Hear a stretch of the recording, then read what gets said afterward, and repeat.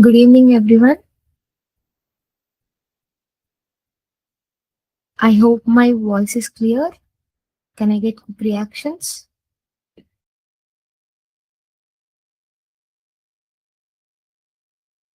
Okay.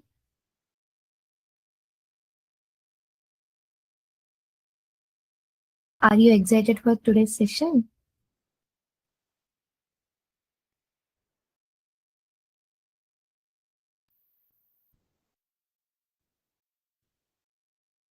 Okay. Can I get a quick recap about the previous session that you have learned in the Q&A?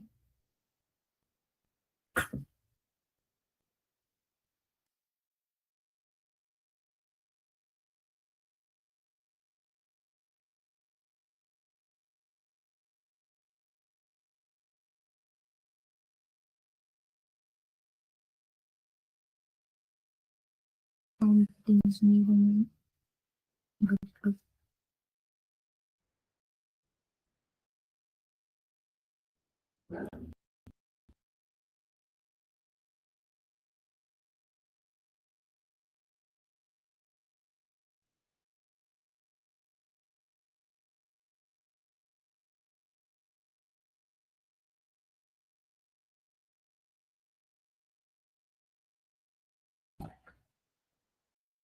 Yes, different prompting techniques, use cases, deviation of response, changes in prompt styles. Yes.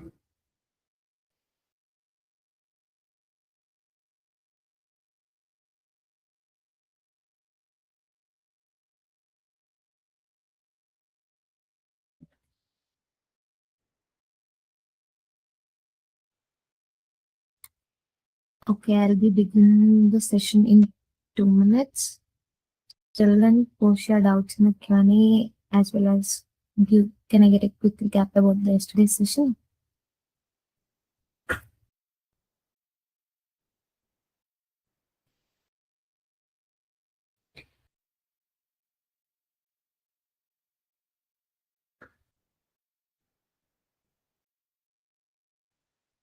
Till then, let me share my screen.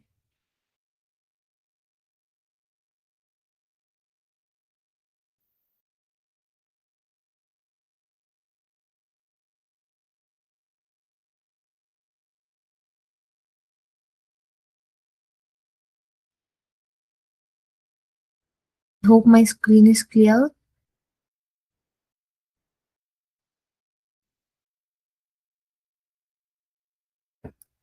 Done. So, in today's session, I'll be letting you know the ideation process and end-to-end project development lifecycle. Are you excited?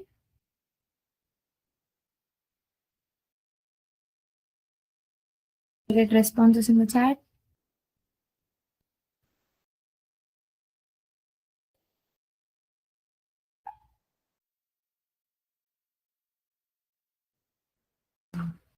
Done.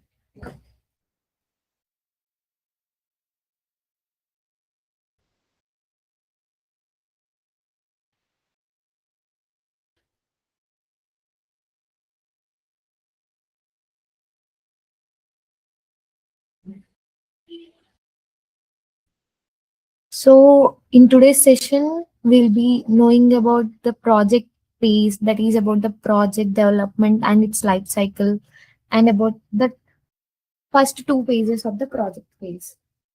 Okay, so let me have a clear, quick review about what is the whole session that you are going to learn today.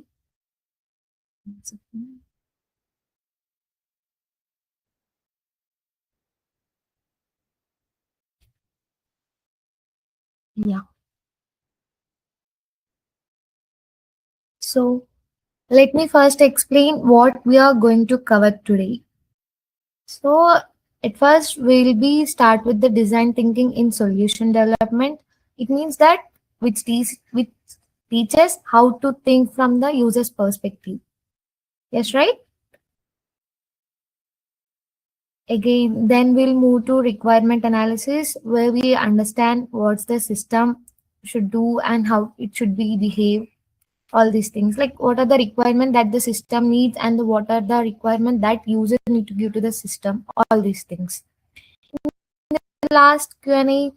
After that, we'll be having the look at the complete end-to-end project development process, like starting from the beginning first step to the end step with the testing and mentor approval. I hope it is clear.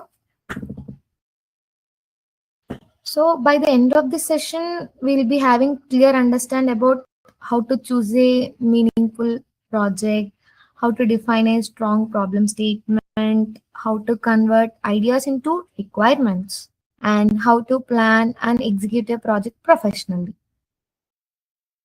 So this is about the today's session.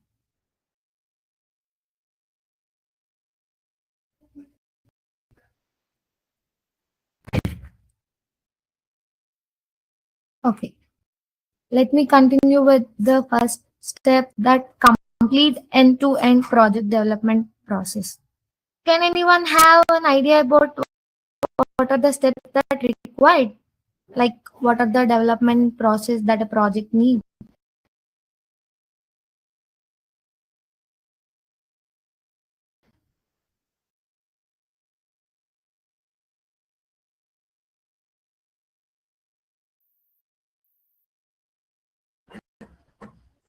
Okay, can I get responses in the chat box? Like what are the major steps that the project development process have?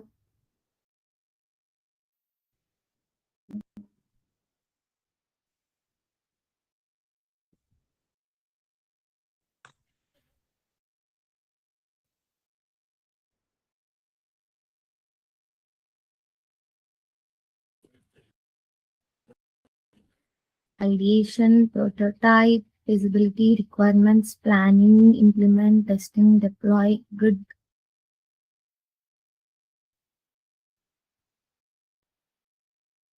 Prerequisite, tech stack, use case. Yes, you are correct. Requirement gathering, modeling, then like making a prototype, testing. Yes, your answers are correct. Okay, good, good. Requirement gathering, planning, development, testing, deployment. Yes.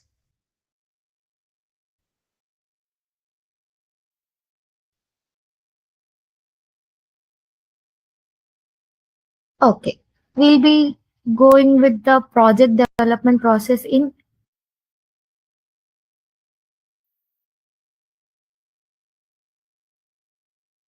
8 steps. Uh,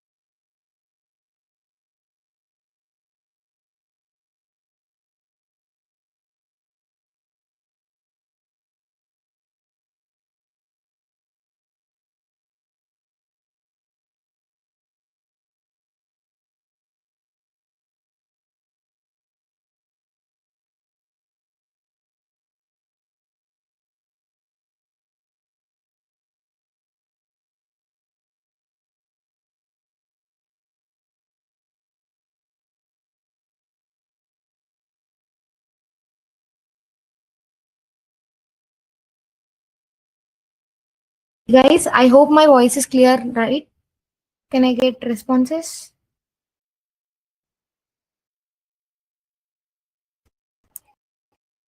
Shall I continue?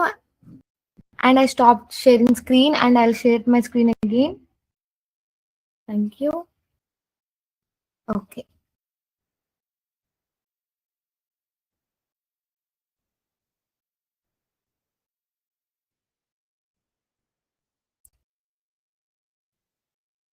Yeah. So One second.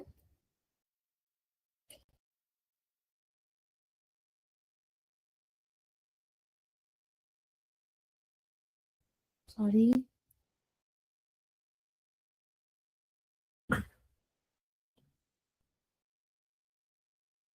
Just give me a minute, guys. Sorry for the interruption.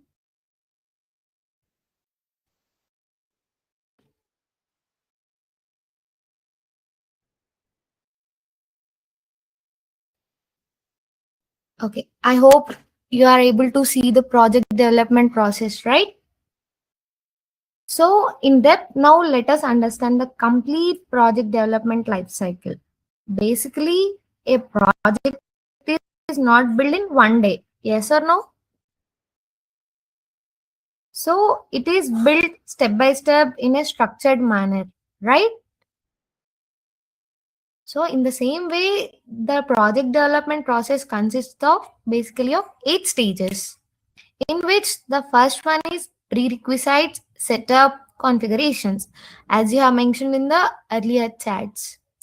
Coming to the second step, define problem statement, ideation, and idea prioritization. Coming to third one, requirement analysis, develop solution, and technical architecture. And the fourth one is project design milestone. Coming to fifth one, it is nothing but project planning, milestones, stand-up calls. And the sixth one, project development. And the seventh one, functional and performance testing. At last, we'll be having a mentor review and approval, which is very most important development process to build a project. Yes, right? So, at first, what the stage one actually means is that it is nothing but it is setting up of software tools, development environment, required libraries. Like we need to connect all our project to with the GitHub, cloud platforms with an API. So right. So basically, many students ignore this stage and face problems later. Yes or no? So this is a stage where it is a acting as a foundation of a building. So if the foundation is weak, the building will collapse. Yes, right? So that is why the major and the first most step is very important in developing a project. Coming to the second step, defining problem statement, ideation, and idea prioritization. So, this is the most important stage of the entire project where we decide what problems are we solving, who is facing the problem, why does this problem matters. Yes, right? A weak problem statement lead to a weak project that we all know. Correct? Coming to stage 3, requirement analysis and technical architecture. This decides what feature the system should have, how different components interact, what technologies are required. So basically, this step acts as a blueprint before the construction. Coming to fourth stage, it is nothing but it is about project design, like how we design, like what are the things that we required and what we plan and what we develop, all these things. So in depth, we'll be going to learn what are all these steps and how to present a well defined project. I hope it is clear, right?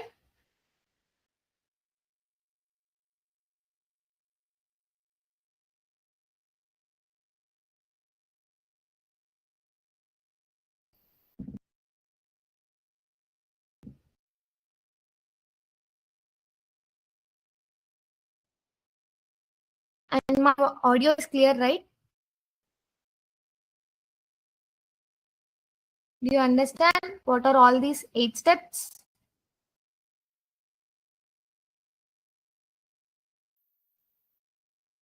Okay. Can anyone in the chat box tell me what are the 8 steps that I mentioned now?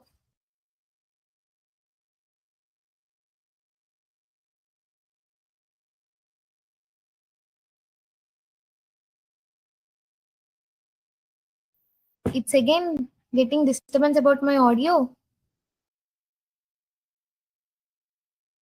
I hope it is clear, right? Can you hear me?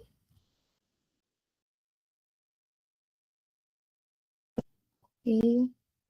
Sorry for the interruption, guys. I hope my audio is clear now. Okay. Without wasting much time, I'll move on to the next.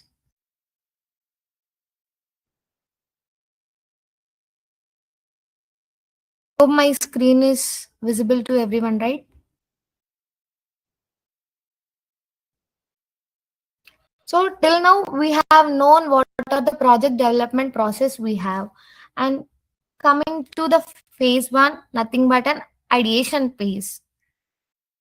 So ideation phase is nothing but it focuses on understanding the problem, understanding the user, and generating the new ideas. Yes, right? So what actually the idea means, what actually the user requires, what the problem that we need to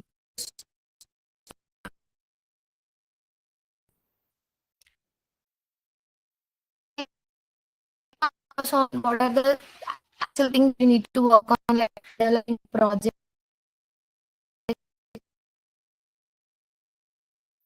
Again, uh, students, can you hear me?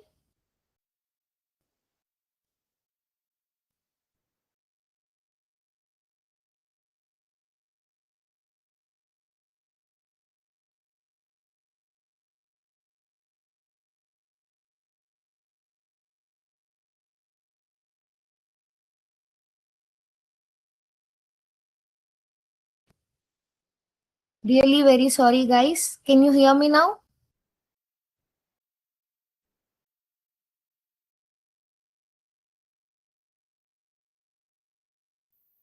Okay, all good, right?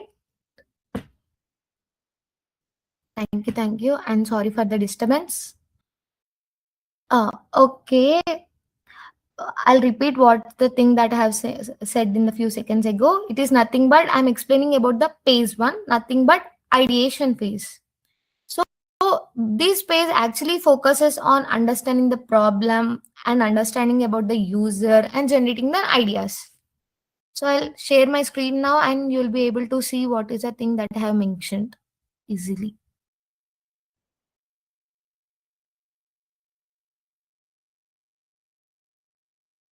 So this is the thing that I have mentioned about the ideation phase. We'll be having two areas that we cover. Like one is about defining the problem statement and one is about design thinking.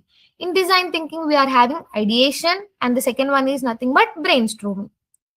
At first, we'll be seeing what is the problem statement and what is the design thinking, all these things. Okay? Yes. Coming to design thinking in solution development. What do you understand by the term design thinking in solution development? In developing, can I get answers in the chat box?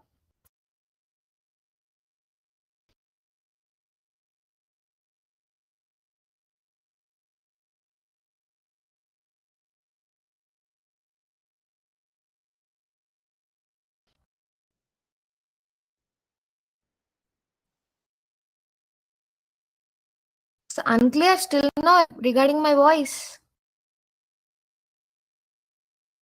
Guys, can I get a quick confirmation about my audio? Are you able to hear me?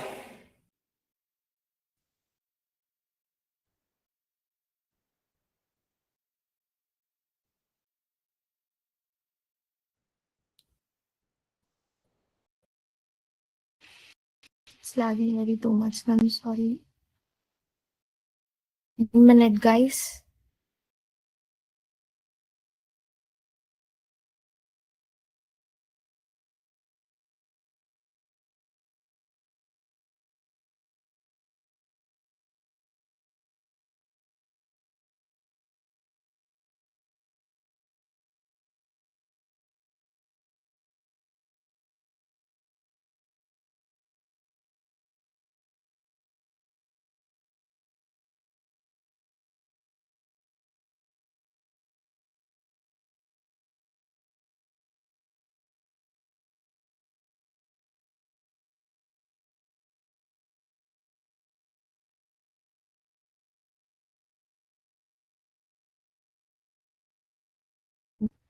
Guys, can you hear me now?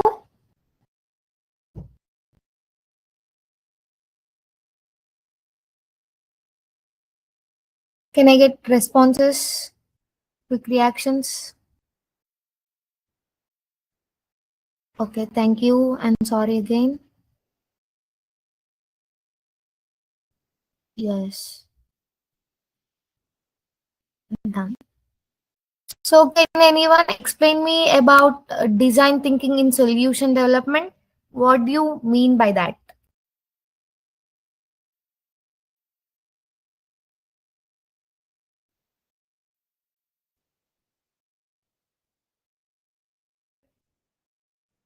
So, it is nothing but introducing design thinking as a user centered problem solving approach. It's nothing but it understands the users first and then designs the solution that user require, like based on the user's requirement the solutions are made such a way the solutions must be feasible, desirable, and then useful. So coming to basically design thinking is nothing but human first, not technology first. So is why we are having a user requirement at the beginning point. Okay, let me give an example where, well, we are designing a chatbot without user empathy is like writing a script, right? 1 minute.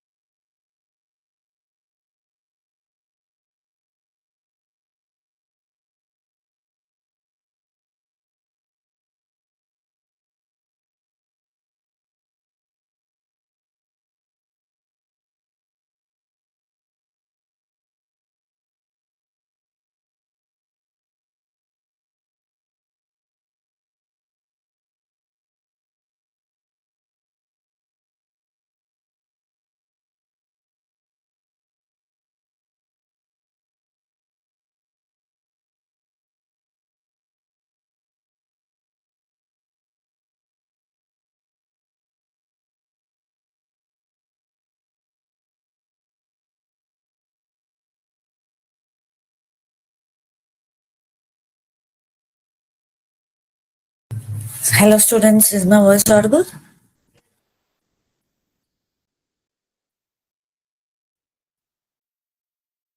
Is the screen visible? Yep. Yeah. So, yes.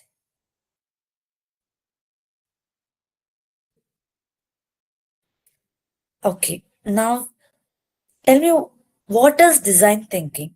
Now, let us understand what design thinking is. Okay. Design thinking is a structured approach to problem solving, which focuses on understanding people first before building solutions. Okay. Like if you want to make friendship with a person, what will you do? You can't directly choose a person as your best friend, right? First, you will understand them. Yes or no?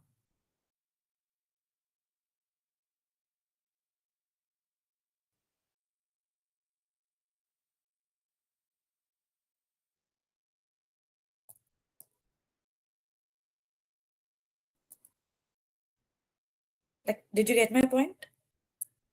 That's what I'm saying. Okay.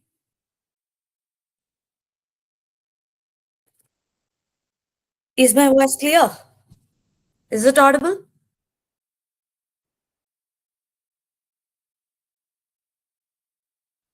Is it audible, ma'am? Screen.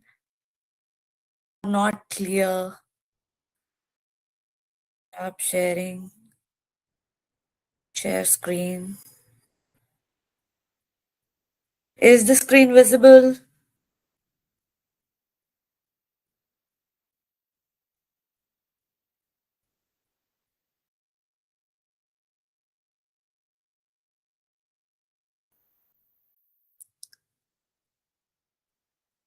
Students, is the screen visible?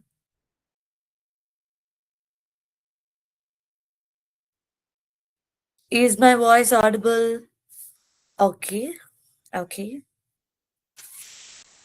Krishna Priya. Okay. Yes, yes. Okay.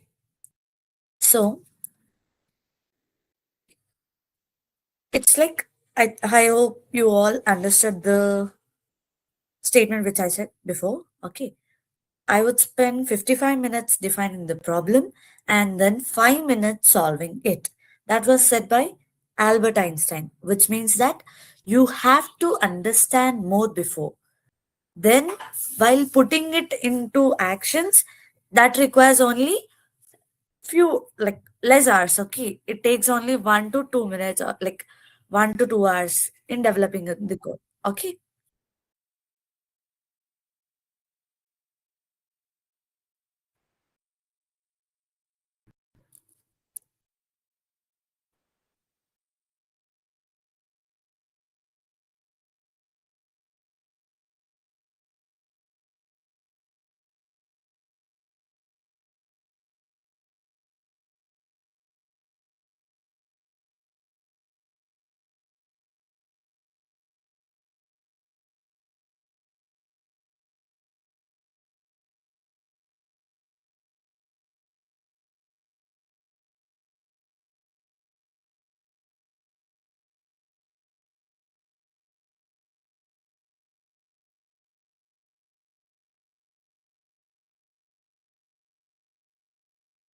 Is this clear? Is my voice audible? Please, students, am I clear? Yes. Let's play for a few minutes. Which is the funniest emoji here in this? Please give that. Funniest emoji. I feel this shit is very funny. Yes or no? Yeah. Wow. Wow. Many people found the funniest emojis. Wow. That's so great. Yeah, yeah, yeah. Many. Yeah. Okay. Now, let's get into the subject. Okay. So, first, understand, yes or no? Before building solutions, you have to understand them. Like before putting relations with any person, you have to understand them, yes or no? After that, you can make a way, like you can put some relation between you, like a best friend or a close friend, anything. Okay. The same formula works here. Design thinking, it's a structured approach to problem solving that focus on understanding people first, okay, before building solutions. Instead of starting technology or tools, it starts by understanding user needs, problems and experiences. Okay, first we have to, like, they have to understand before, like, you will be getting some idea, right? Okay, like, do you have any idea? Problem statement, people, do you have any idea, or give me a sample idea in the chat.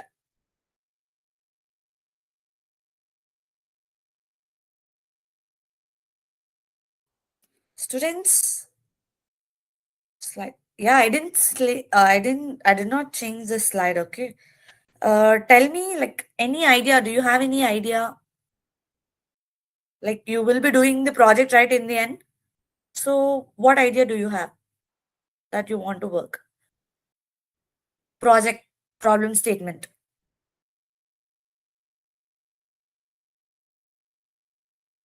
Akshta Chavan, like the problem statement which you want to work on in the end of this, like after the end of the course. Like, no idea. Where is Prashant? Prashant, I'm waiting for your Prashant, I'm waiting for your message.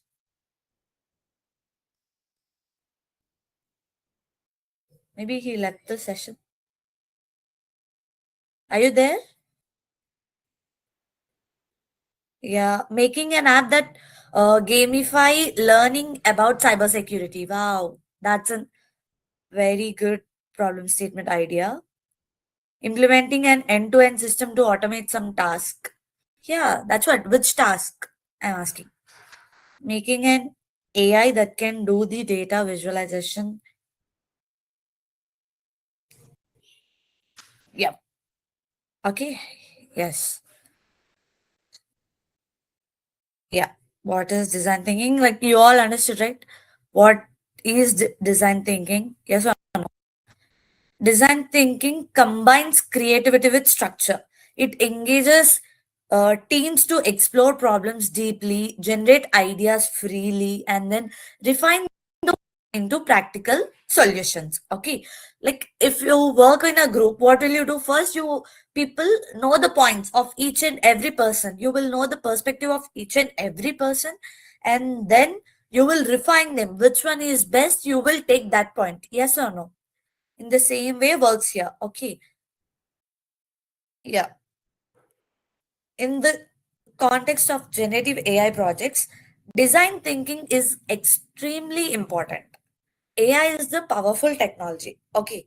But if we apply it without understanding the user, the solution may fail, even if the AI works perfectly. Okay. That's why this is very much important.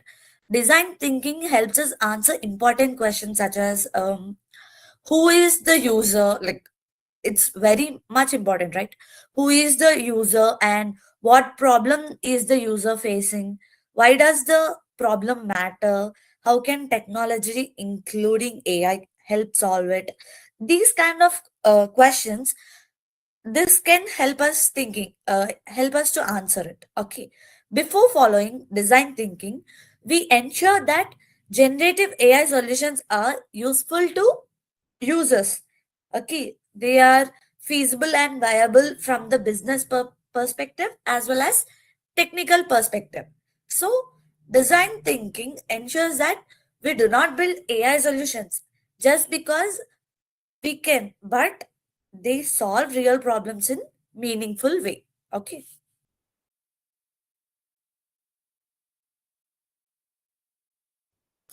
Design thinking success story.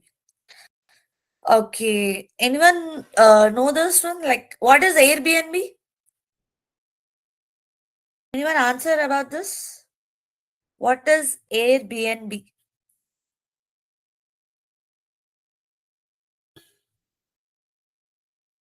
Students, please answer. What is Airbnb?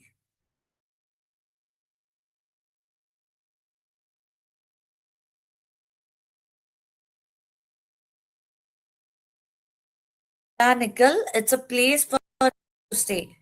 Yeah.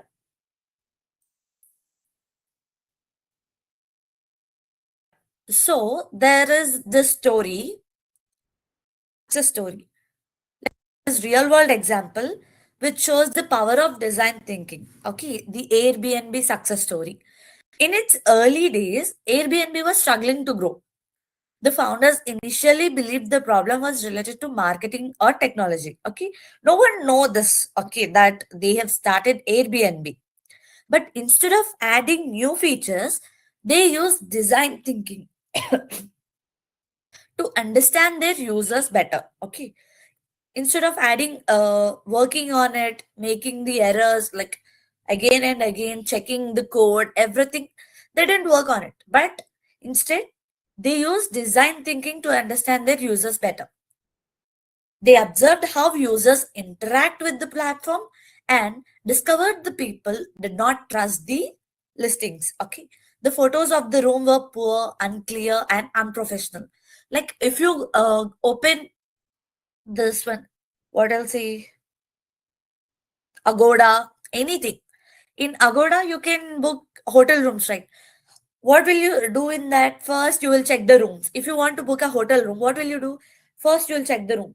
If it is room, if the room is neat and if it is hygiene, then only you will book that room. Yes or no? Even it has 5-star rating, you will check the hygiene and if it is neat, then only you will book the room. Yes or no?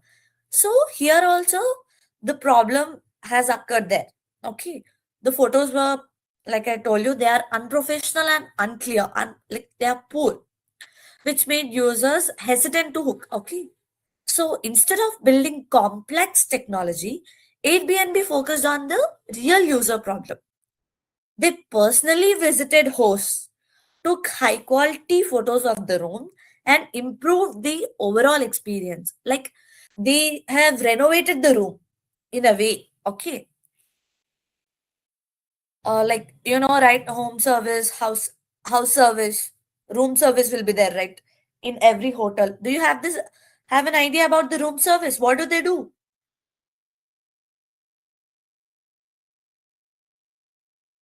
Oh, Nikhil, that's so great.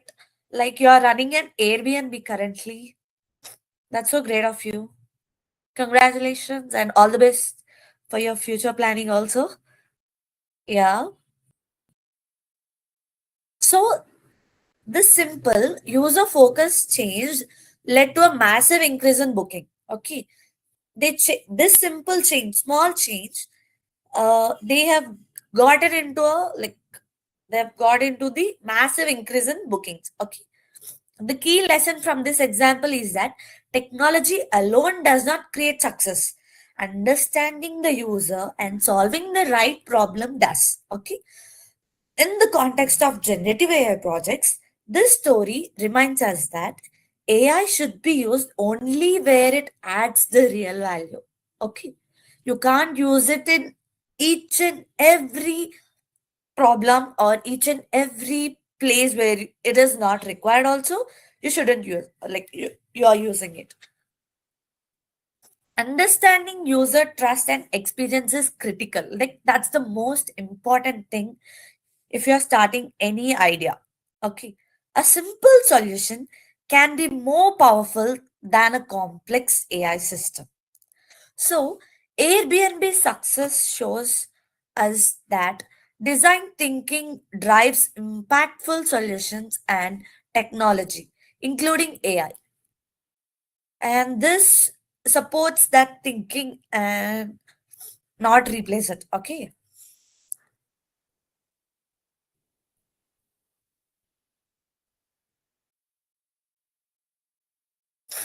Okay. Now let us know about the design thinking process.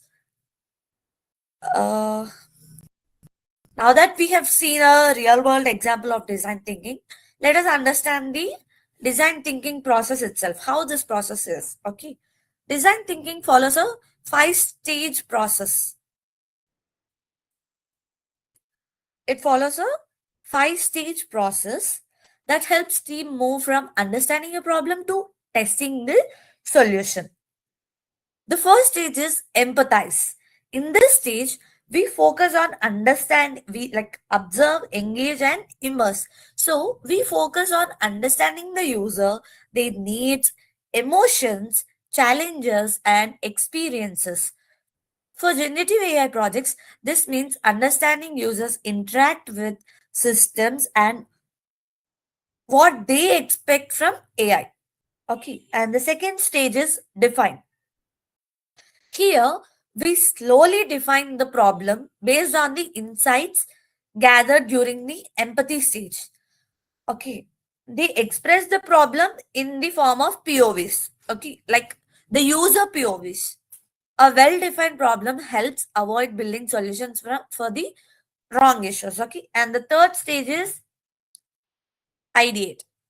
Okay, here identify the problems to find solutions. Okay, in this stage, teams brainstorm multiple ideas and possible solutions. The goal is to think broadly and creatively, without immediately judging ideas. Okay. And the fourth stage is prototype. Prototyping means creating a simple, low cost version of the solution. They get ideas out and into the world. In GenAI projects, this could include sample prompts, responses, or basic AI workflows. And the final stage is test. Testing involves trying the prototype with real users and gathering feedback. Based on this feedback, the solution is refined and improved. Okay. It is important to understand the design thinking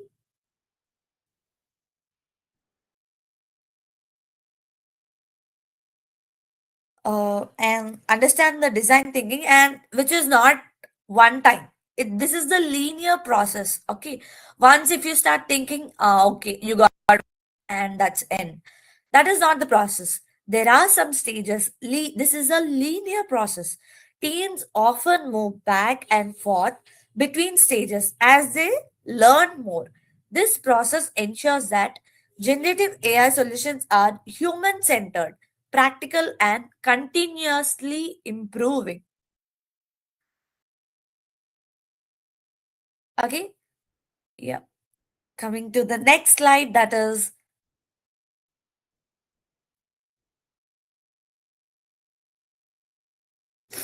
empathize. Okay, now let us focus on the first and most important stage of design thinking, which is the empathize stage. Okay, and before going to that stage, students, can you uh, tell me the steps? Okay, stages, or what are the 5 stages that are involved in design thinking? Students, please answer in the chat. Okay.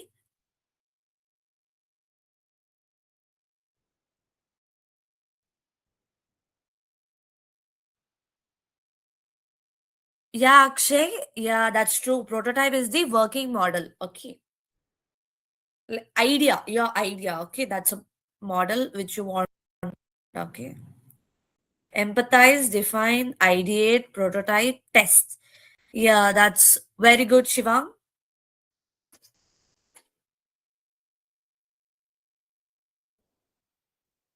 Very good, Shivang. And empathize, define, ideate. Yeah, that's it. No one is answering. Only 2 replies, 2 answers. What about the remaining? Are you attentive in the class?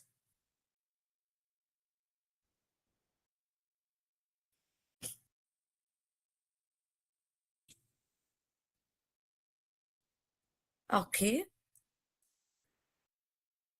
Okay, now let us focus on the first and most important stage. Okay, empathize means deeply understanding the user. Okay, and what is empathize? Empathize means deeply understanding the user. Okay, yeah, Srijan, you're right. Okay, let's work on this first. So it is about putting ourselves in the user's place and seeing the problem from their perspective. Okay. In this stage, we do not make assumptions or jump into solutions. Instead, we observe users, okay? Listen to them and try to understand their needs, emotions, frustrations, and expectations. For generative AI projects, the empathize stage is critical because AI systems directly interact with people. If we do not understand how users think and feel, the AI may generate responses that are confusing, that which are even inappropriate. Okay, so this empathy can build can be built through observing how users interact with existing systems and asking users questions and listening to them carefully. Okay, understanding pain points and challenges, motivations, everything. It is important to remember that data alone is not enough. Okay, the data is not enough. You have to understand their emotions and what is their pain, what is the problem they are facing, everything. While data can tell us what users do, but here empathy will helps us understand why they do it. Okay, see here, empathy map. In this empathy map, you can see it. In the middle, there is a user. User will see, think, does, feel. Okay, this is all about the understanding the user. Okay, so by truly empathizing with users, we lay a strong foundation. Okay, empathizing is nothing but understanding, right? So by understanding the user, we will make a strong foundation.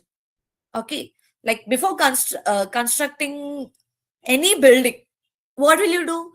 First, you will make a strong foundation, that is basement. Yes or no? That should be strong. Yes or no? So this is also in the same way we are making a strong foundation by understanding the users for building Gen AI solutions that are relevant, trustworthy, and user friendly. Okay, and next,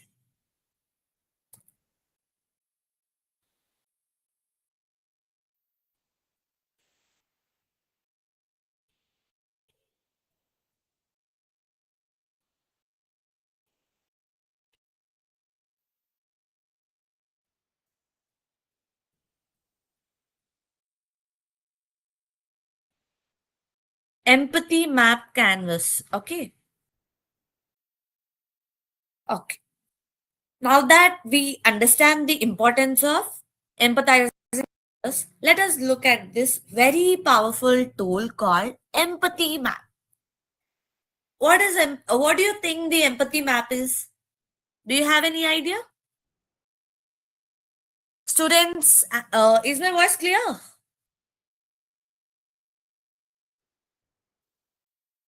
If it is clear, give big thumbs up.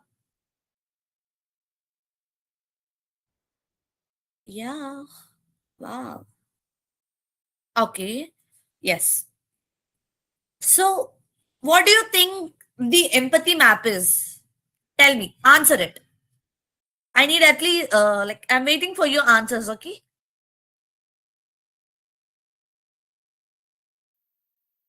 Students, since this is virtual, I can't give you any prize. Also, I'm very sorry for that. Okay.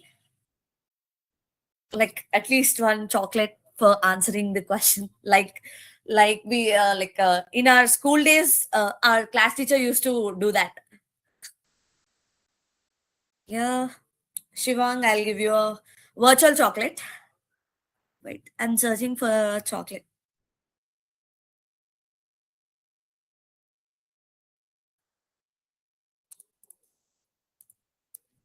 Oh shit, there's no chocolate in this. Okay, you can take this dish. I think, ma'am, it's what the person says, feels, thinks. Yeah, it helps us to empathize with the person, knowing how they will feel, think, say, and do in the situation or with the product. Yeah, Shivang, you got a chocolate. Yeah, from my side also. Okay. An empathy map is a pictorial representation of understanding a user's problem. Good one, students. Good one. Uh, okay. An empathy map helps us to organize what we learn about users in a simple visual way. Organize what we learn about users. Yeah, that's right. Pictorial way. Okay. It allows us to capture not just what users do, but what they think, feel, say, and also experience.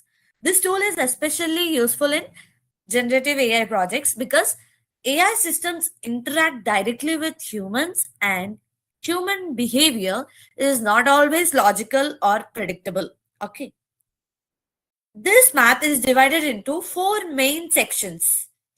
Let us go through them one by one. Can you see this? Does, feel, think. I think in here you can see it clearly. Yes, right? Says, thinks, does, feels. This is the four sections. And the first one is says. This section captures what the user actually says out loud. Okay. This will capture what the user actually says out loud. These are direct quotes or statements from the user, such as this chatbot is confusing. I want faster answers. I don't trust the results. You are wrong. This session is very good. These are the statements or direct quotes from the user. Okay.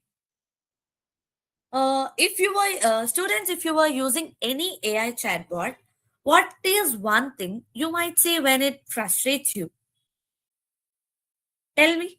What is the one thing that you say to the chatbot when it frustrates you? Like it doesn't, the chatbot's reply doesn't match your idea. So, what is the reply that you give? I need answers, students. Please be interactive, okay?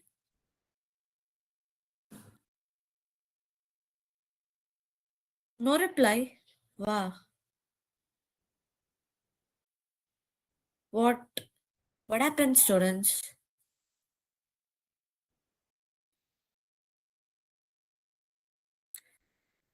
Yeah, I send crying emojis and sometimes there is some rage. Yeah, Shivang. True. Even I do that. Yeah. This section, next section is thinks. This section represents what the user is thinking but may not say openly. Okay. And these are internal thoughts such as, is this AI giving the correct answer? What we think, AI's reply, is this correct or not? What should I do now? Like you're thinking, okay, the user's thinking. Will the system understand my question? What if I make a mistake? In GenAI systems, users often have silent doubts about accuracy, bias, and reliability. And what is one doubt you might have when using a AI tool, even if you don't say it out loud? Tell me, what is that one doubt you might have when I want to make something but not work? It's just made to agree. Yeah. No, I'm not disconnecting. Chinmay.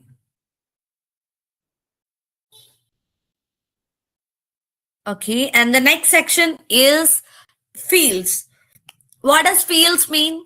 Please answer. This is a simple fifth standard question. What does fields mean?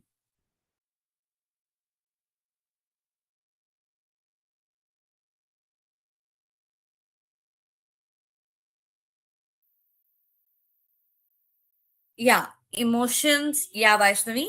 It's like emotions of the user. Okay, you're right. Users may feel confused, frustrated, curious, excited, anxious. In AI based systems, emotions play a huge role in adoption. Even a technically perfect system can fail if users feel uncomfortable or insecure while using it. Okay, so and the next section is does. Does is nothing but what the user actually do. Okay, like for example, rephrasing the same question multiple times. Okay, copying AI responses to verify elsewhere. Like you're copying ChatGPT responses and putting it in Gemini and checking it whether it's correct or not. Okay, abandoning the system completely. Okay, user actions often reveal problems that user cannot clearly explain in words. Okay, why empathy maps matter? Empathy maps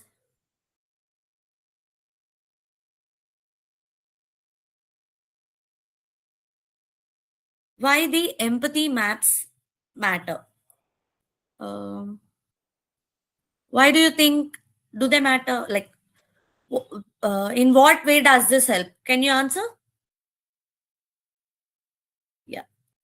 Why this empathy maps matter?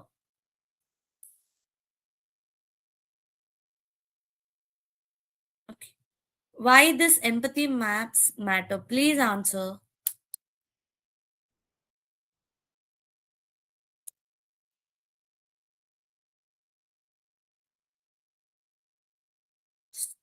Yeah, it helps in understanding the user. Yeah, you're right. Okay. And coming to the next slide, that is empathy map example. Okay. Yeah.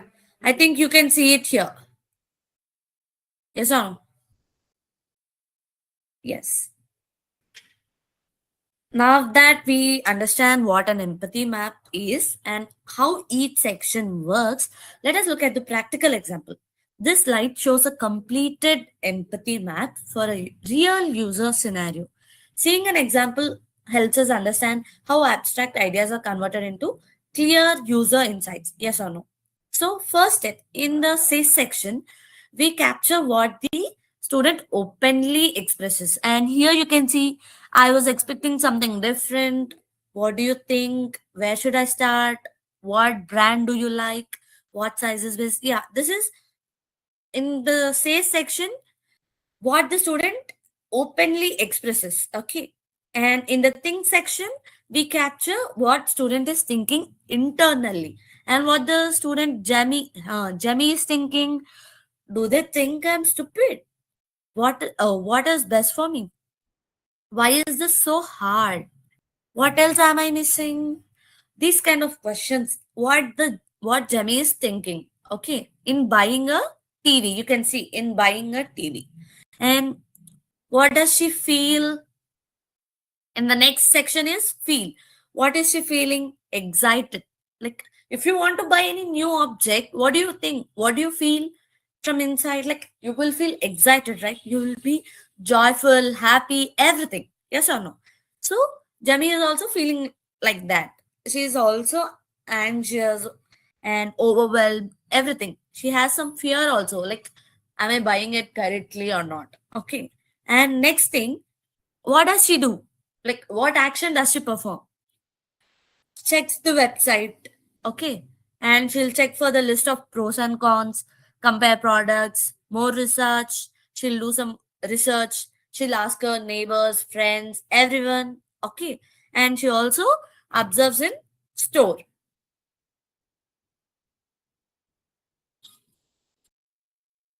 Okay, this example reminds us that great AI solution starts by deeply understanding people, not just data or models.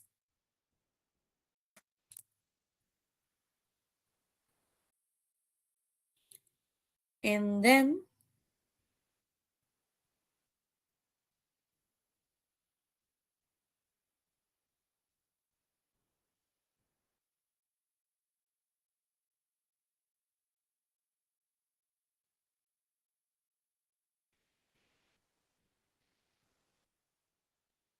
okay, students, take a break for 5 minutes. Okay, I'll continue in 5 minutes.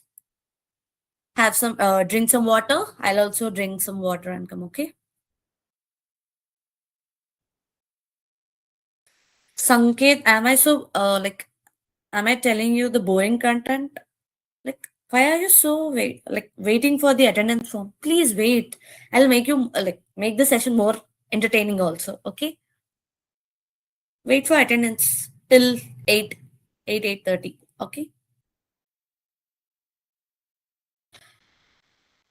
Wait for 5 minutes. I'll come and continue the session.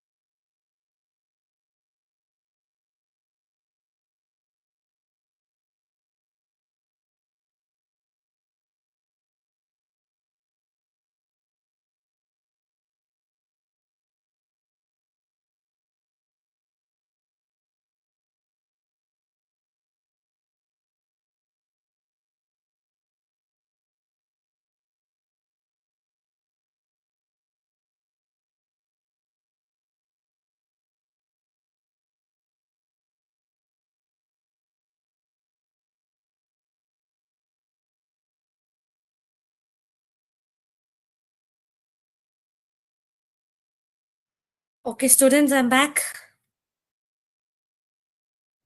Yeah, Shreya, I gave break for 5 minutes. That's why I didn't teach anything before. There's no problem on your side. Okay. Yeah, Vedant.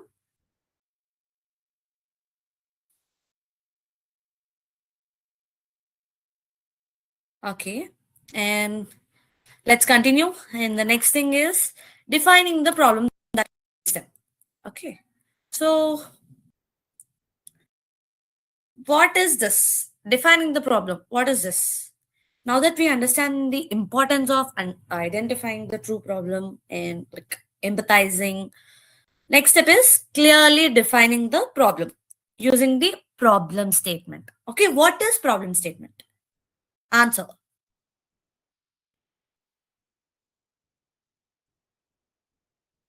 Students, answer. What is problem statement?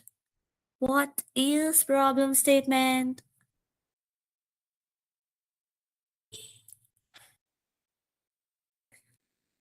I didn't ask you to react. I asked you to answer. Okay. Difficulties faced by the people. Yeah. Yeah, you're right. Problem statement clearly explains who is affected, what the problem is, and why it matters. Understood? Who is affected, what the problem is, and why it matters. It does not include solutions or it's focus only on the problem. And in GenAI projects, a well-defined problem statement helps prevent building AI solutions that are unnecessary or misaligned. A good problem statement is clear, specific, focus on user pains, and avoid mentioning technology or tools. For example, instead of saying,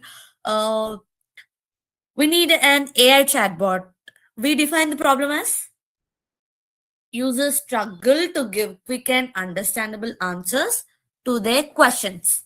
Okay, what is the problem? This is it. Okay, why do you need? See, we need a chatbot, but why do you need? That is the problem statement because users struggle to get the quick and what I'll say, quick and understandable answers to their questions. Okay, so this acts like an compass. Okay, it keeps the project focused and ensures that all future decisions are aligned with the real user need. Okay, that is defining the problem. And see here, you can see it, right? The 5W framework for problem definition. Okay, W's. Okay, it often touches it for every problem. Like the 5W stands for who is facing the problem, what exactly the problem is, where the problem occurs, when the problem occurs, why the problem is important. Using the 5W framework ensures that the problem is specific and well understood.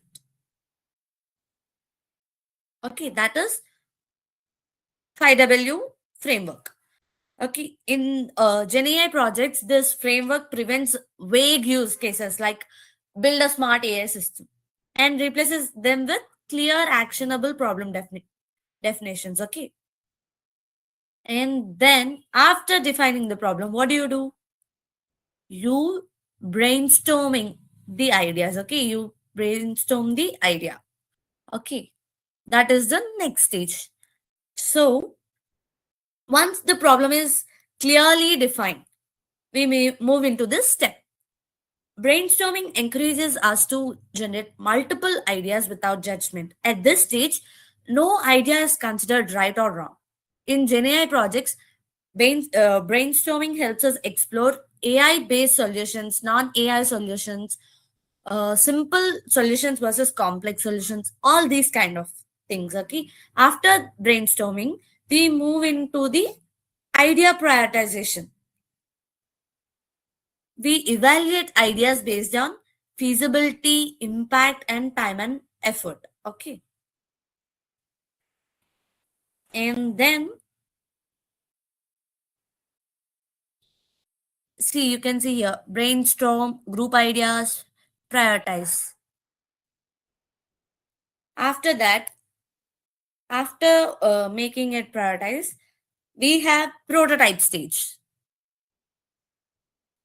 After selecting an idea, okay, we move into the prototype stage. And this, what is prototype? This is, like you told before, this is simple low cost version of solution. Okay, so it is built to test ideas quickly, not to be perfect, just idea. Okay, to get the idea. Like prototype include sample prompts, mock AI responses, basic chatbot sessions. Okay,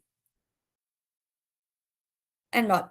And this prototype helps us answer the question early, like, will this solution actually work for users? This kind of uh, questions, okay? And then after prototyping, you will test it, okay? And here,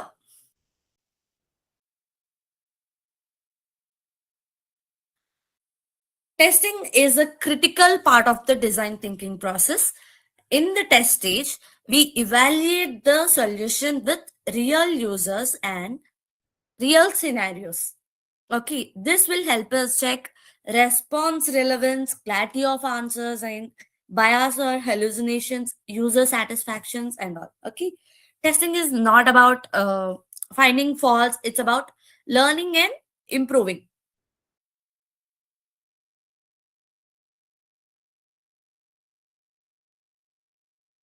And then there comes,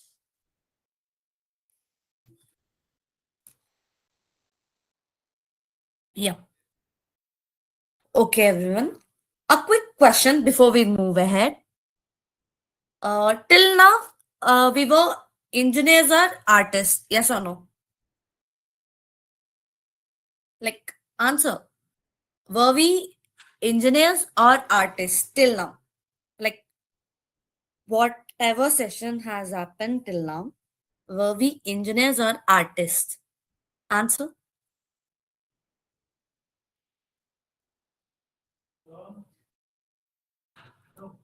Students, answer. I'm waiting for your replies.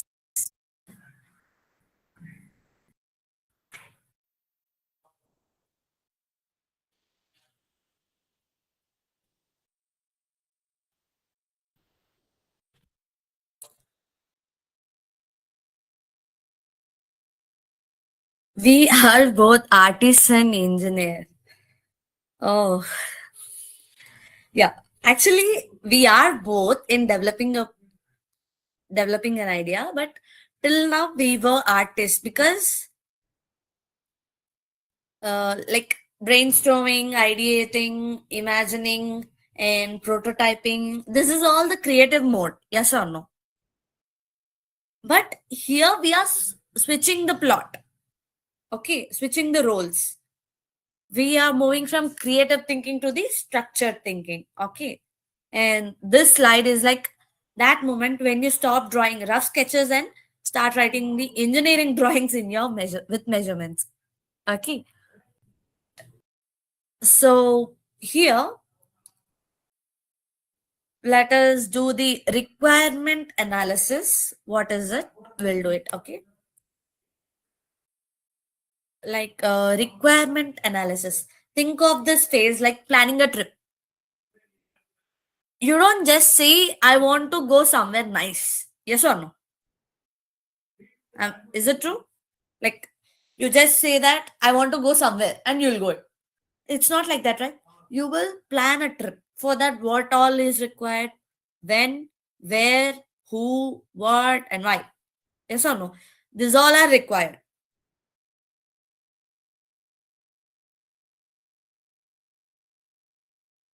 Okay. So you say like requirement analysis does the same thing for, especially for generative AI, because AI without clarity is like giving a microphone to someone without rules. This phase ensures everyone, developers, designers, managers, are reading from the same script. Okay. In slide 20, this one slide, functional requirements. Mm, in simple words, I can say that functional requirements answers one question. That is, what should the system do? Okay. It answers, what should the system do? This question. Not how it does it, not which AI model, just what it does. Okay. It answers only that question.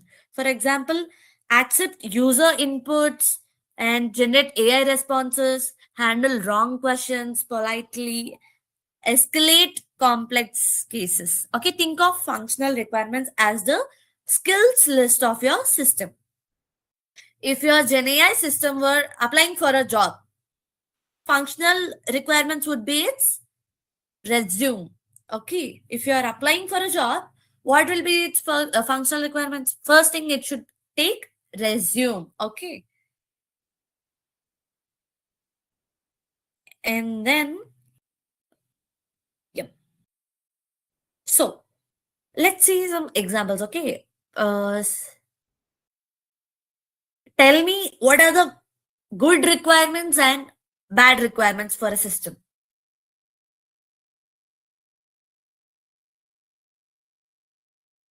Answer.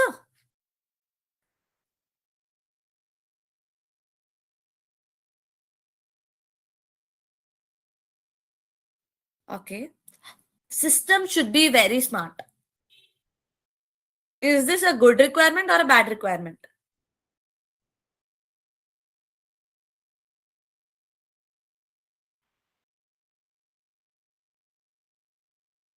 Okay, I'll repeat the question. System should be very smart. Is this a good requirement or a bad requirement?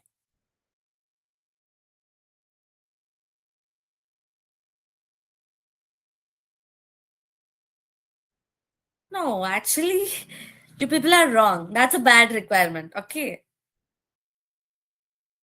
Actually, the good requirement will be like system should answer user questions within its knowledge domain. Okay.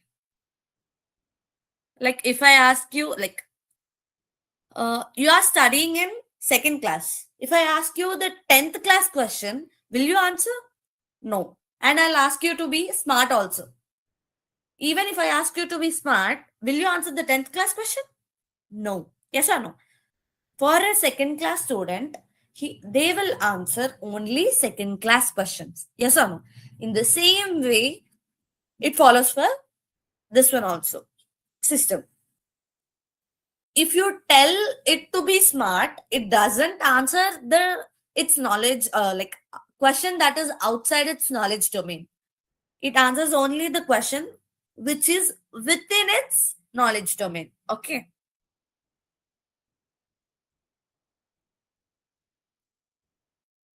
So, and then like functional requirements are not one size fits all. Okay. They come in types. Like first thing is login or authentication, authorization or permissions, business rules, AI response rules. Okay. In Gen AI systems, rules are important because AI is powerful. Why rules are important? Because AI is powerful. But power without limits is dangerous. So types helps us keep the AI useful, safe, and controlled. Okay. And then coming to the next thing is non-functional requirements. Okay. Now let's shift the gears. Okay. Yeah. Functional requirements means what? Functional requirements means what does non-functional requirements mean?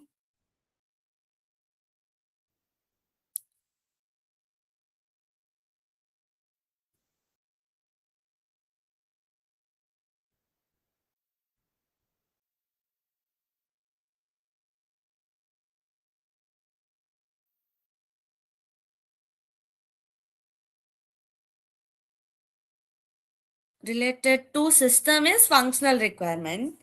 What is non-functional requirement? I have gave you the functional requirement answer.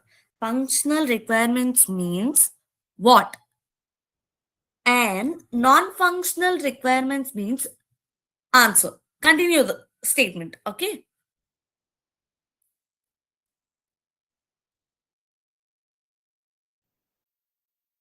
Okay. Non-functional requirements means how well. Okay. If the functional requirements are features, non-functional requirements are quality. Okay. Users may not say it, but they feel it. Okay. Slow system, unsecure system, unreliable system. These are all like these sets the quality. Like this comes under non-functional requirements. Okay. No matter how intelligent AI is, users will leave. Okay. If the system is slow, users will leave. Okay. And then two like there are few non-functional requirements that is that is usability. Let's check usability first. If users don't understand AI's answer, the user like AI might not well be wrong. Okay. uh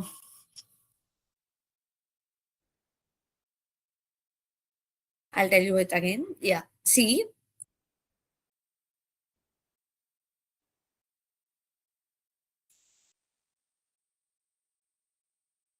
Yes, if user doesn't understand AI's answer, the AI might as well be wrong. Okay. That is usability. And coming to security, AI systems handle data. Okay, what is data here? What is data? Yeah, functional means what product must do. Okay, non-functional means how the system should perform. Yeah, good one, Rohit. Okay, so here, like, how many of you have uninstalled an app not because it was wrong, because it was confusing? Please show some reactions. Students, please show some reactions. Like whoever has done, show some reaction. Okay. How many of you have uninstalled an app not because it was wrong, but because it was confusing? Like you don't know what the app does. Even I do that. That's why I'm asking you. Yeah. Yes, exactly. And how many of you have stopped using a website because you didn't trust it with your data? How many of you did that? Oh, many of you. Great. Okay, perfect. Those two feelings, confusion and lack of trust, brings us directly to this. Okay. And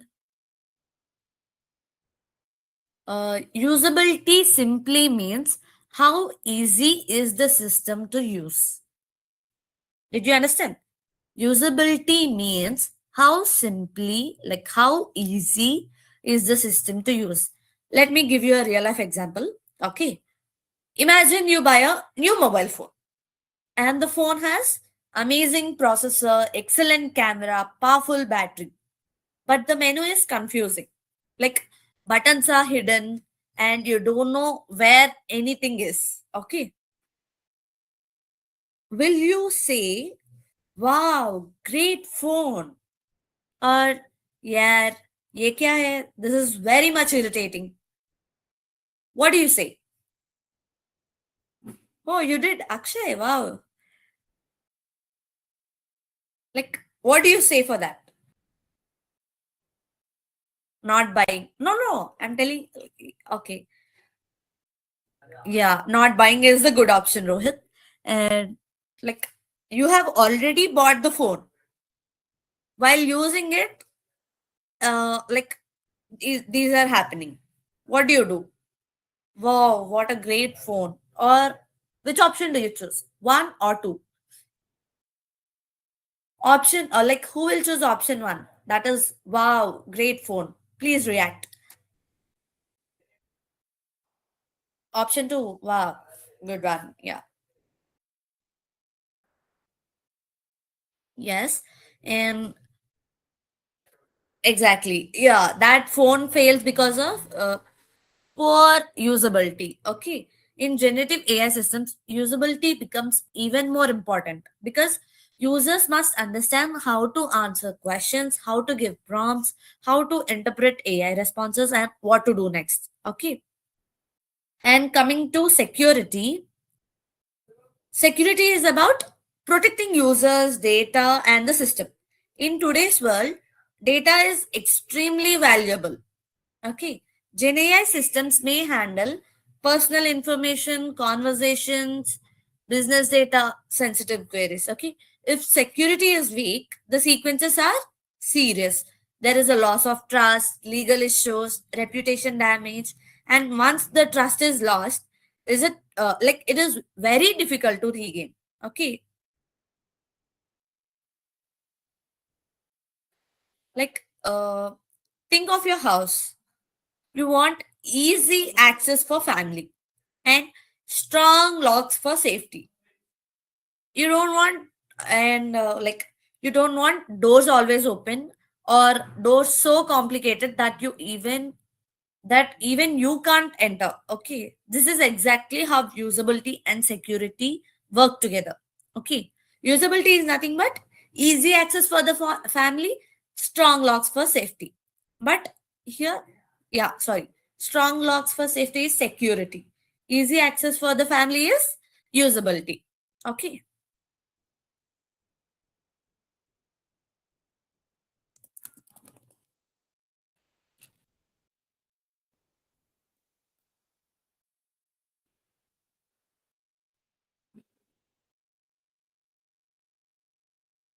Yep. And then, yeah, reliability and performance. Let me start with a question. Okay. How many of you trust an app that works sometimes? How many of you will use an app that works sometimes?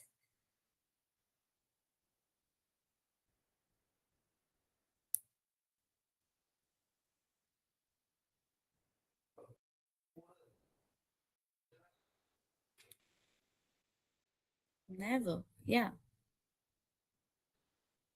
exactly. Yeah. Okay.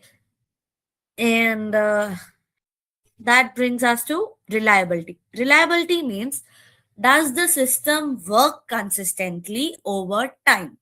Okay. For Gen AI system, reliability means same input but similar output. No random crashes, no strange behavior on different days. If today your AI gives a good answer and tomorrow it gives nonsense, users will immediately lose trust. Okay, and now let's talk about the performance. Okay, then what do you think performance is? Answer. What do you think performance is? Speed. Next, any more answers?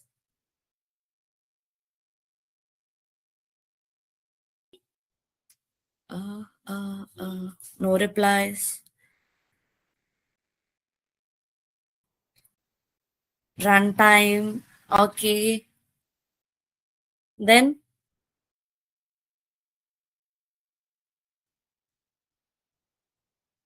giving optimal solution. How well is the app working? Yeah. Okay. So performance means how fast and efficiently the system response. In GenAI systems, like performance includes response time, handling many users at once, and stable behavior under heavy load. Even the smartest AI is useless if answer is loading, loading, loading. Okay, if it loads, will like if let us choose ChatGPT.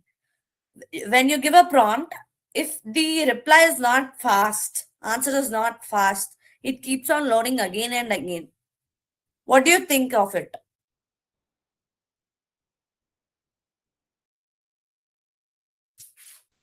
You feel like the AI is useless. Okay, good. Gen AI must have reliable and must be reliable and fast. Okay, and then coming to the next is availability and scalability. Okay, let me ask you something very practical.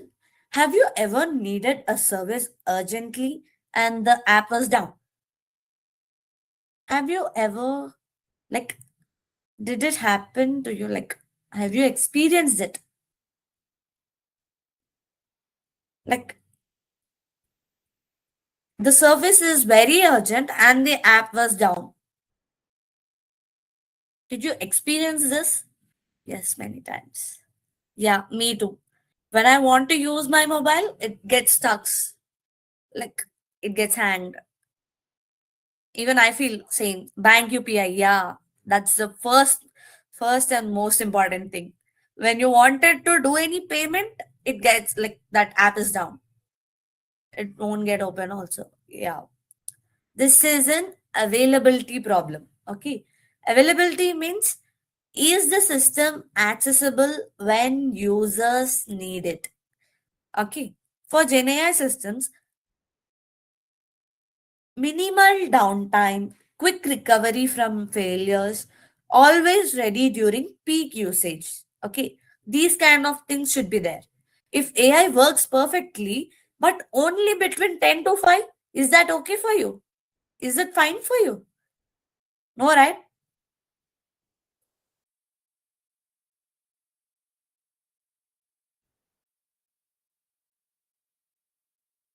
Yep. And scalability. Scalability means can the system handle growth? In India, usage can jump suddenly, like exams, festivals, deadlines, everything will be there. A scalable GenAI system must handle more users, more data, more requests without crashing. Okay. Like during exams, what do? You will take all the documents and attach it to a prompt in ChatGPT and give it a prompt. Yes or no? Help me study with this documents before one night of exam. Okay. So it has to handle all those. Heavy users will be there, more users and more data will be there. More requests are coming. It should handle each and everything without crashing. Okay. Availability will keeps user coming back and scalability keeps the system alive. Okay. Okay. Coming to functional versus non-functional requirements. Can anyone answer the difference between functional and non-functional? Heroes Vida have happened twice, yeah. Indrajit. Yeah. Okay. What is functional versus non-functional requirements?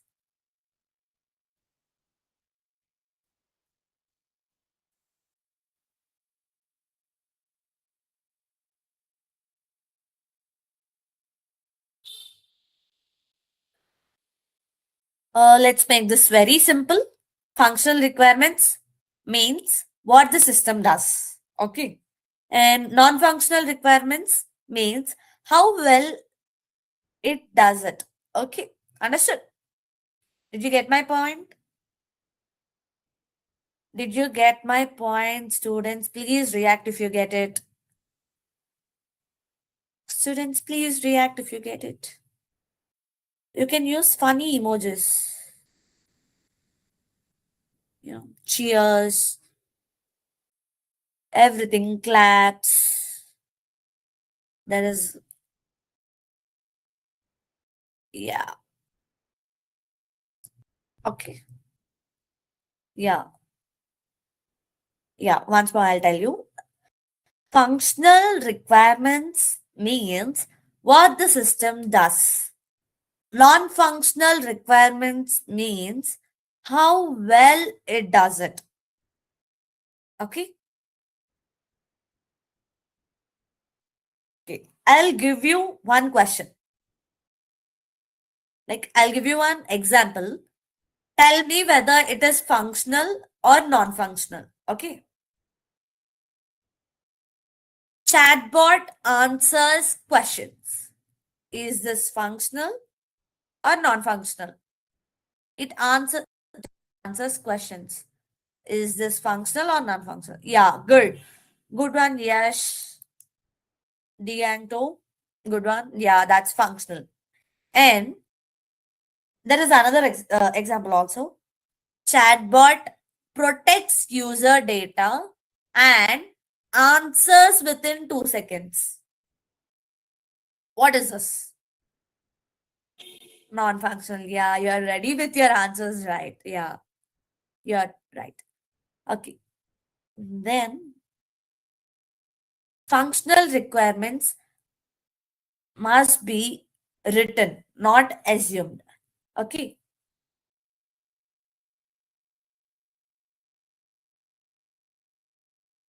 Coming to the next slide, that is listing functional requirements. Okay. And the requirements must be written, not assumed. Okay. Why? Because assumptions cause misunderstandings, rework of the idea, and there occurs the also. Okay. So there are some ways to list this functional requirements. That is use cases, user stories, wireframes, requirement documents.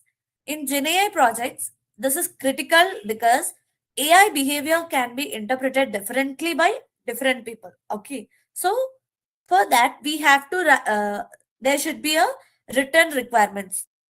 So this helps us to understand in our future also. When you open it, it should understand. Like you should understand it.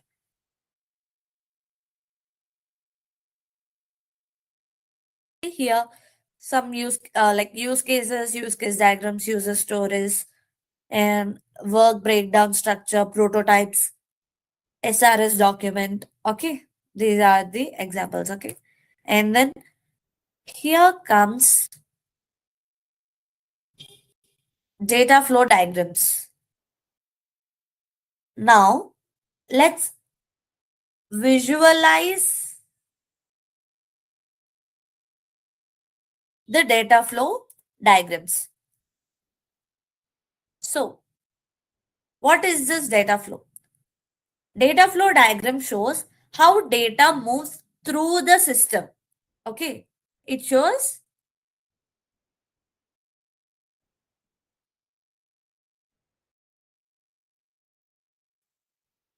like,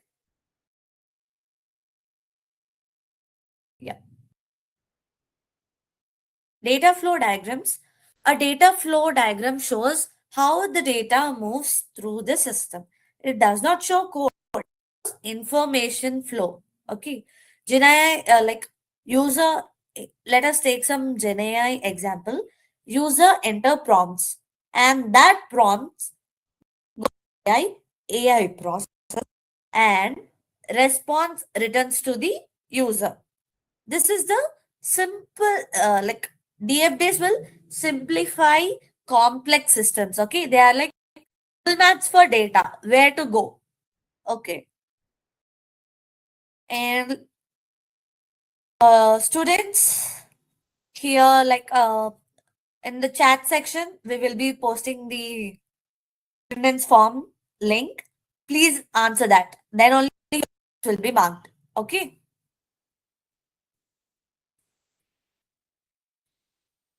Understood?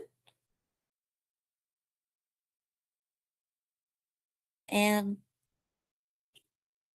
then this is the DFDs, like this shows the information system. Okay.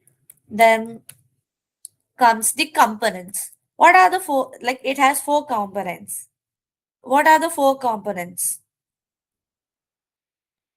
One is external entities, processes, data stores, and data flow. What is the entity? External entity is nothing but the name itself says that. Okay. External means outside. That is users. Okay. Outside the system is nothing but users. Users are systems outside. Okay. And process. What is this process? Process is nothing but actions performed by the system. And data stores. Data stores is nothing but where the data is saved. Data flow. Data flow is nothing but movement of the data. Why is this important for Gen AI? Tell me. Answer my question. Yeah. Okay, Shreya, we will share you the attendance form link.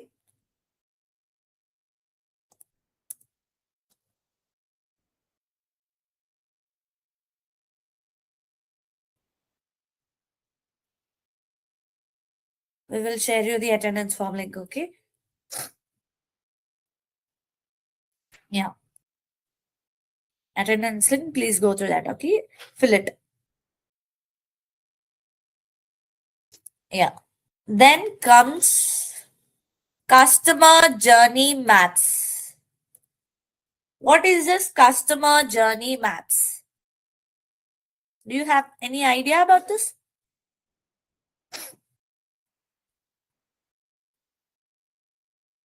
Now, like, let's shift our system to user experience. Okay. A customer journey map shows what user does, what user think, and what user feel. Okay. An example like user opens an app and asks a question. He waits and then reacts to the answer. Let us take as WhatsApp chat. You will open the app, you will ask a question in the chat, you will wait for some time, wait for the reply, and for that reply, you will react it. Yes or no? This is the customer journey map. What you are doing is the customer journey map. Technology should serve users, not confuse them. Okay. Journey maps bring empathy into design. Understood? And then here, like, why are they important? Why are customer journey maps important? Can anyone answer this? Yeah, Sachin, that is customer experience feedback. Yeah, it's kind of that. And can anyone answer what is customer journey, like why customer journey maps are important? Journey maps help us find pain points, confusion, frustration, delight. Yes or no?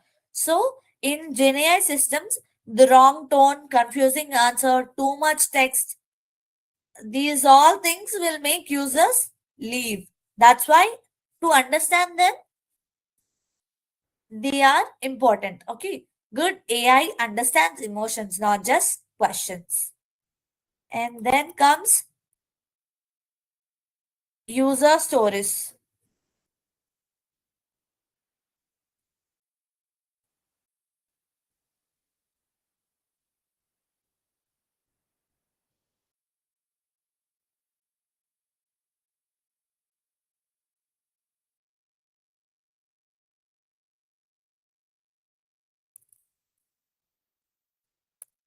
User stories. What is a user story?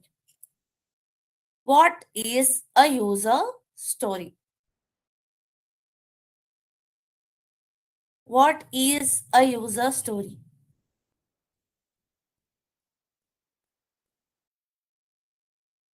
User story describes what the user wants, why the user wants it.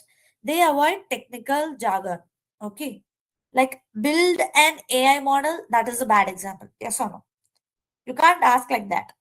The user wants quick help to solve a problem. For that, please build an AI model. How is this statement? Right? One is good and the other one is bad. Yes or no? So, user stories focus on value, not technology. And like agile work is organized in levels. Yes or no?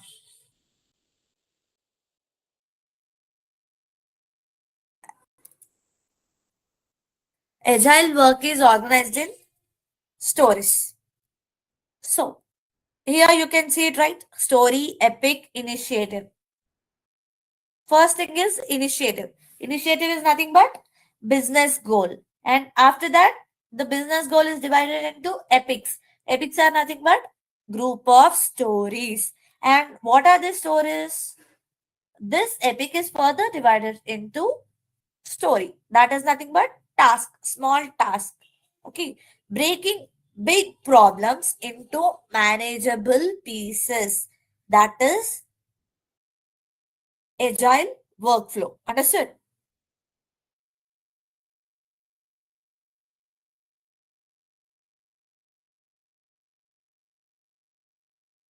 So now let us know why are user stories important. User stories are important because they encourage collaboration, support iteration, and also prevent over engineering. Okay. And in Gen AI, experimentation is normal, and user stories keep things grounded. Okay, that's why every AI feature must solve a real problem. Understood? And how to create this user stories? It follows the four steps. That is, validate the needs of the user, create epics, writing user stories, defining as acceptance criteria. Acceptance criteria answer, when is the story done? Okay.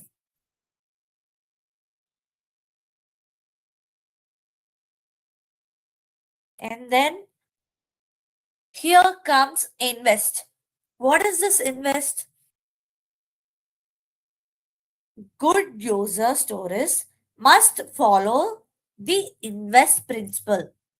Invest, I means independent, N means negotiable, V means valuable, E means estimatable, S means small, T means testable. Okay. In independent, like the user should be able to implement it. Okay. Implement the story in any sequence. And in negotiable, like stories, like it should avoid the too much detail and should be kept flexible. Okay. Invaluable, users get some value from the story. And estimatable, like they can team can use them to plan the timelines and all. And small, like to keep it small. Short, if it is short, like it is easy to solve it. Yes or no? Testable is nothing but definition of done. Understood? And then comes GitHub. Do you have idea about this GitHub?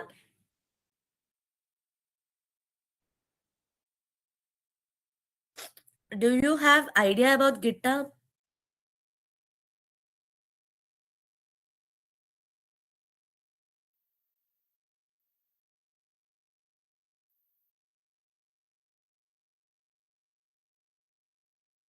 Do you have idea about the GitHub?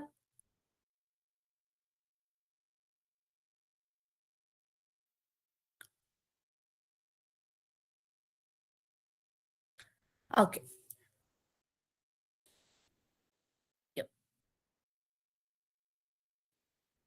Yes, yes, to post our repo and collab with good projects. Yes, ma'am, from many years. Yeah. Okay. So now let's talk about the collaboration tool. This is the collaboration tool. So Git is nothing but the version control. GitHub is nothing but the online collaboration platform. In GenAI projects, code changes, prompt changes, experiment tracking. Okay. So this Git prevents who changed my file drama. Okay. Many people will change it, but this Git will prevent it. Okay. Like in school days, like when you put some, like if you put a book on the table and it will be lost, what will you do? Who took my book? You will bang the bench and tell who took my book, yes or no? So this Git will prevent that drama. Understood? So next thing is version control system. What is version control system? Yeah, helps to keep version systematic. Yeah. Next, what is version control system? Version control will tracks the history. Okay. It will track the history.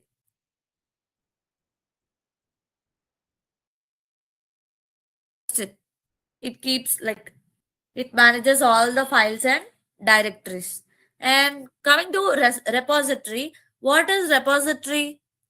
It is the central storage, one source of truth. Like it has all the data. It stores it everything. Why is this very much important? Because safe experimentation will be there, easy rollback, team coordination will be there. Okay, for work, for version control.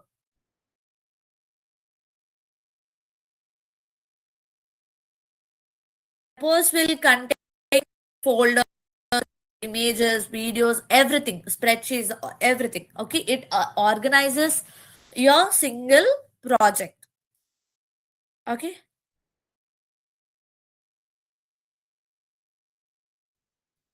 then basic Git workflow. Okay, first thing, you will pull it, edit, commit, push. This is the workflow.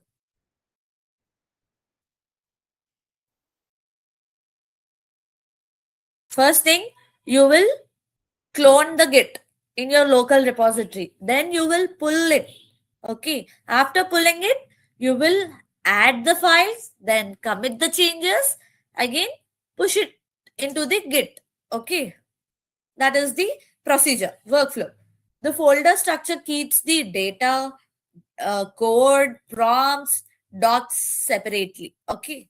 And this clean structure will make you have less headache tomorrow. Okay.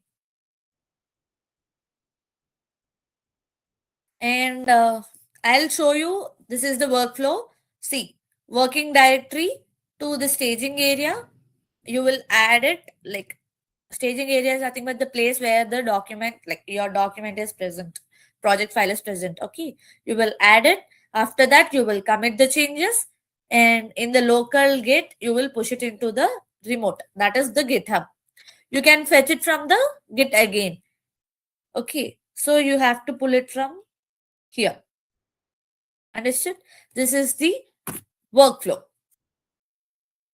And this is how the folder structure should be in your GitHub.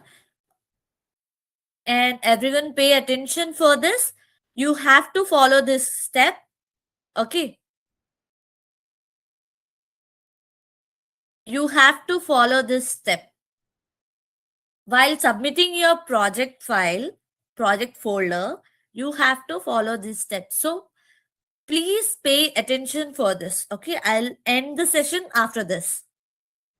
Please wait for 5 to 10 minutes more. Okay. I'll just show you the sample repository, how your project should be created, folder should be created. Okay. And then I'll end the meeting. Okay.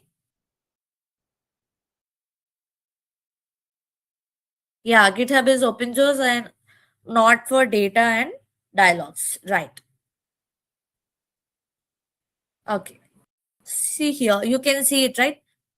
First thing, project design, and leave the first folder. Coming to the second folder, that is project design and planning. Here, subfolder should be ideation. Uh, in the main repository name should be project design and planning. In that, there should be three more subfolders. That is ideation, project, and project planning. And in project design, there should be two parts. That is part 1 and part 2. This is how it should be. And I'll show you the sample also.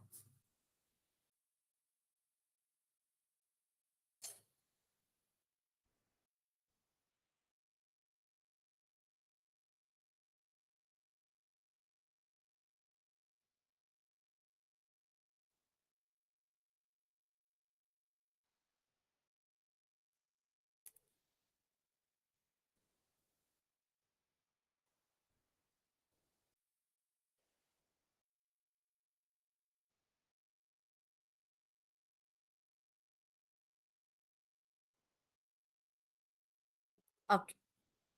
Is my screen visible?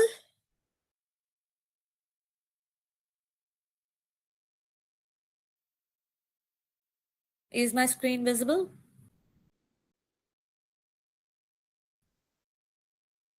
Yeah. Here, I'll show you a repository. Okay. See, the main folder, sample project, your project title should be there. After that, in that folder, these names should be there. Folder names. First thing is project initialization, and that is the folder. After that, data collection and pre-processing phase. Understood?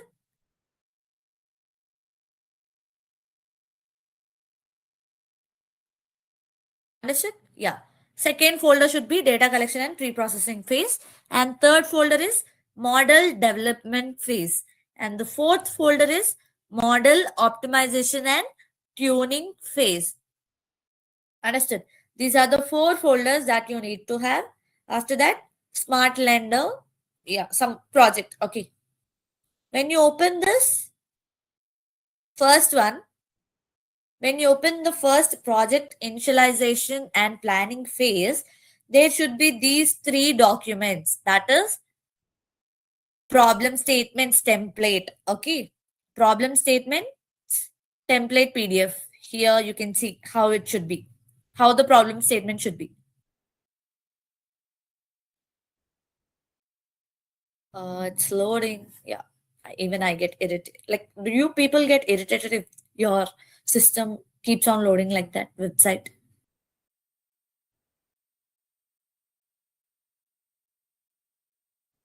Okay. See that. This is the problem statement template. Okay. Project initialization and planning phase. This is how it should be. Pro- See, define the problem statement. It should have the problem statement, and then who I am trying to, but because, which makes me feel, nothing but the customer, like the user. Who is the user? It should be the user's perspective. Okay. The problem statement should be user's perspective. Understood? This is how it should be. And coming back after, yeah, this is project planning template. See, proper planning should be there. Each and every stage. Okay. Planning should be there, and then proposal should be there. Proposal template, project initialization and planning phase. Okay, these all should be there. Understood? What all should be there in stage 1? That is project initialization and planning. What all should be there? Problem statement template, project planning template, and also proposal template. what what are the three documents? Students, answer me. Like, what are the three documents that are required in the stage 1? That is project initialization and planning. What are the three documents?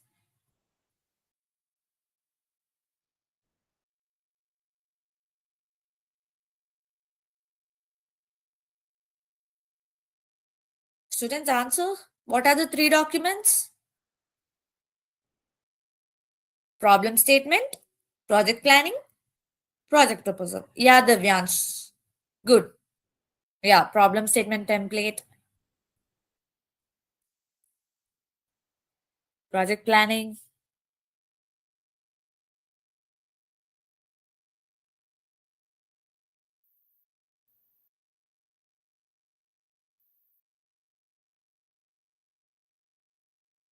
Yeah, project proposal. Yeah, Vedant good, Srijan good. Okay, I hope you all understood this one, right? The first folder, stage one. Yeah, okay. Okay, so let's reflect on our journey. What all did we discuss today?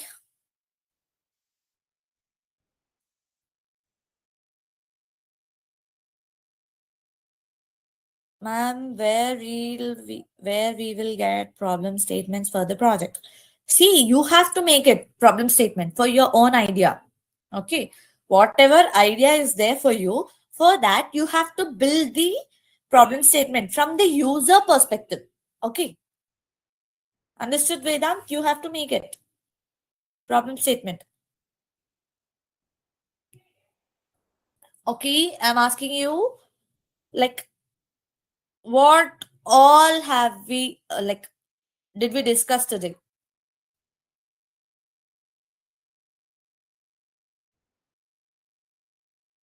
Try to make it on your own. Okay. We will also give some problem statements. Okay. If you won't get it, we will give you. But try to do it on your own.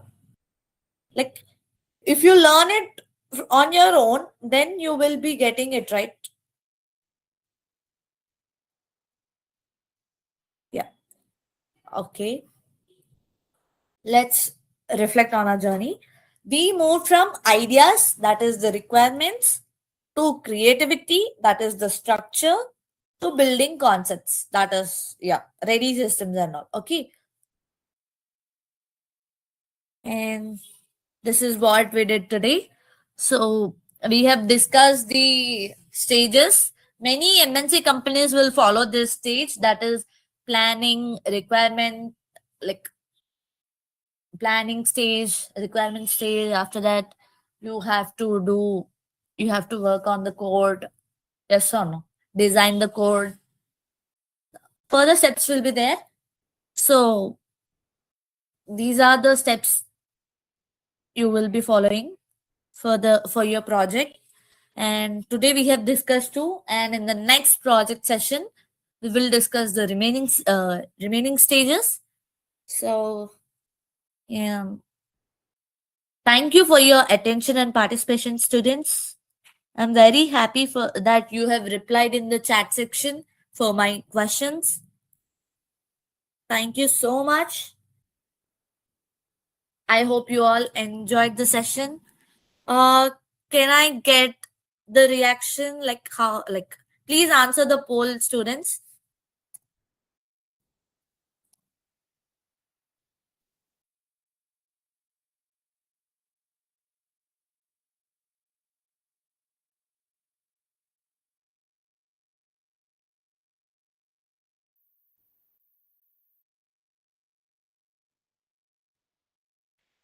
Please answer the poll. Okay. How is the session? Oh, thank you. Oh, okay.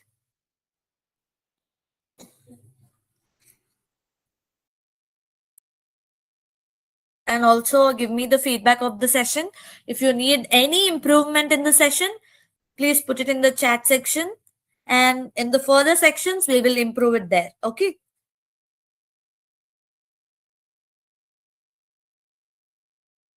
Can you link GitHub repo again so we can find it for reference?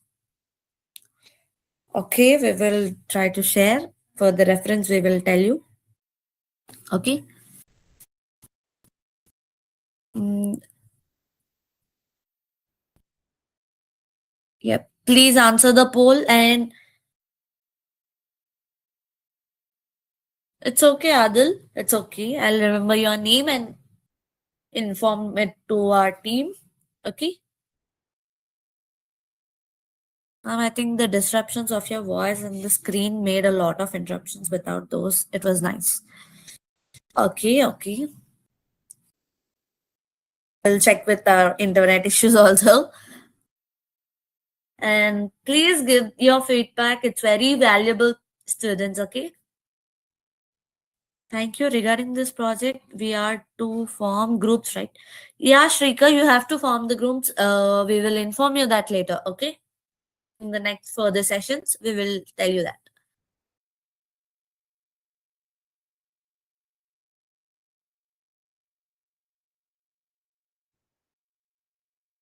Out of 201 students, there are only 68 votes. Why? Like, please answer, students. Please.